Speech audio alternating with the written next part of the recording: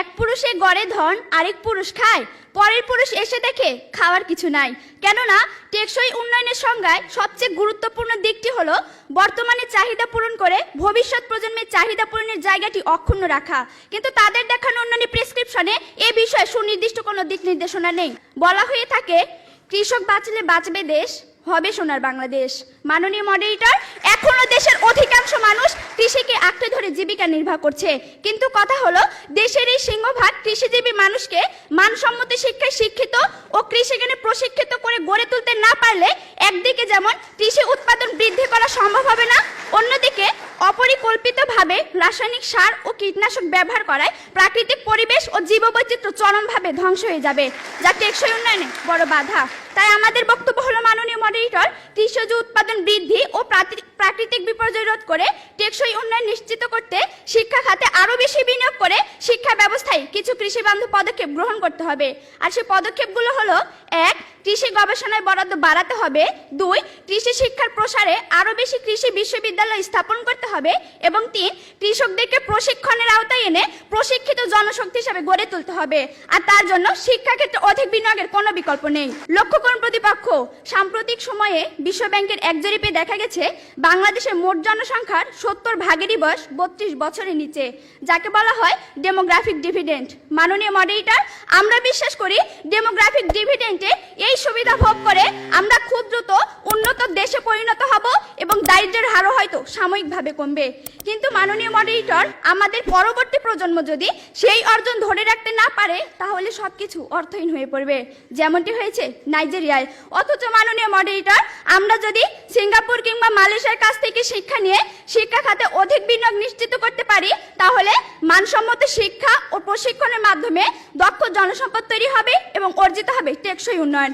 প্রতিপক্ষ, আপনারা যদি উন্নয়ন ও টেকসই উন্নয়নের মধ্যে পার্থক্য না খুঁজে শুধু আর্থিক উন্নয়নের স্বপ্ন দেখেন, তাহলে তা হবে বোকার স্বর্গে বসবাস করার মতোই বোকামি। মাননীয় মডারেটর, এবার আমি দেখে যাব শিক্ষাক্ষেত্রে বিনিয়োগের সুফলটা কি।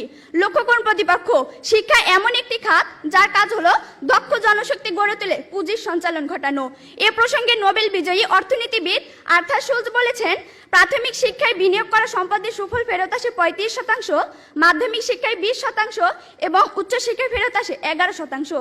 তাছাড়া বিভিন্ন ধরনের বিনিয়োগের মাধ্যমে দক্ষ জনসম্পদ গড়ে তোলা যায়, যাকে বলা হয় রিটার্ন অন ইনভেস্টমেন্ট। মাননীয় মডারেটর, আমাদের দেখানো শিক্ষাক্ষেত্রে বিনিয়োগ যখন বর্তমানের পাশাপাশি ভবিষ্যতের নিরাপত্তা নিশ্চিত করছে, তখন প্রতিপক্ষ কেবল বিতর্কের খাতিরে আমাদের বক্তব্যে বিরোধিতা করছেন। প্রতিপক্ষ, দয়া করে টেকসই উন্নয়নে এমন একটি খাত দেখিয়ে যাবেন যে খাতের উন্নয়নে মানসম্মত শিক্ষার প্রয়োজন নেই। আর আপনারা যদি তেমন একটি খাত দেখে যেতে ব্যর্থ হন, আপনাদেরকে অবশ্যই স্বীকার করে নিতে হবে শিক্ষাক্ষেত্রে বিনিয়োগই টেকসই উন্নয়ন নিশ্চিত করতে পারে। মাননীয় মডারেটর, মানসম্মত শিক্ষার জন্য চাই মানসম্মত শিক্ষক, কিন্তু শিক্ষা খাতে পর্যাপ্ত বিনিয়োগ না থাকায় আমরা তা পাচ্ছি না। কেননা শিক্ষকদের বেতন কম হয় তুলনামূলক মেধাবীরা এই মহান পেশা বেছে নিচ্ছে না। শিক্ষকদের বেতন শুধু কমই নয় মাননীয় মডারেটর, রাষ্ট্রীয়ভাবে তাদের সাথে অবিচার করা হচ্ছে। মাননীয় মডারেটর, একজন শিক্ষকের সন্তান হিসেবে তাদের অসহায়ত্ব রোজই দেখতে হয় খুব কাছ থেকে। মাননীয় মডারেটর, গত ঈদে আমি যখন একটি ভালো পোশাকের জন্য কান্নাকাটি করছিলাম, তখন বাবা আমার হাতে কাগজ কলম ধরিয়ে দিলেন, আমার দিকে ছুড়ে দিলেন একটি গাণিতিক প্রশ্ন। একজন দিনমজুরের দৈনিক আয় 300 টাকা হলে মাসে তিনি কত টাকা আয় করেন? মাননীয় মডারেটর, মুখে মুখে বাবাকে জবাব দিলাম 9000 টাকা। বাবা আমার কাঁধে হাত রাখলেন, চুলের মাঝে হালতো বিলি কেটে বললেন, মা রে, তোর এই বাবা হাই স্কুলের শিক্ষক হিসেবে মাসে 8000 টাকা বেতন পায়। আমি কোনো প্রশ্ন করতে পারিনি বাবাকে, লজ্জায় বাবার মাথাটা নিচু হয়েছিল। পৌরত্বের দ্বার প্রান্তে দাঁড়ানো বাবার বয়সী চোখ হতে খসে পড়ে জল। জানি না মাননীয় মডারেটর, আমার বাবার বয়সী চোখ থেকে খসে পড়া জল শিক্ষার মানকে কতটা টেনে তোলার যোগ্যতা রাখে। মাননীয় মডারেটর, এই যদি হয় শিক্ষাগুরুর জীবন, তাহলে একটা সময় হয়তো এদেশে আর কোনো শিক্ষকই পাওয়া যাবে না। এমন বাংলাদেশ আমরা কখনোই আশা করি না। মাননীয় মডারেটর, 30 লক্ষ লাশের একটি পাহাড় মারিয়ে আমরা বর্তমানে এসে দাঁড়িয়েছি। 2 লক্ষ মায়ের স্নেহের আঁচলে সাজিয়েছি দেশ।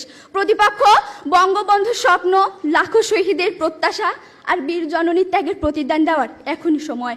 আর তার জন্য চাই শিক্ষাক্ষেত্রে অধিক বিনিয়োগের মাধ্যমে টেকসই উন্নয়ন নিশ্চিত করা।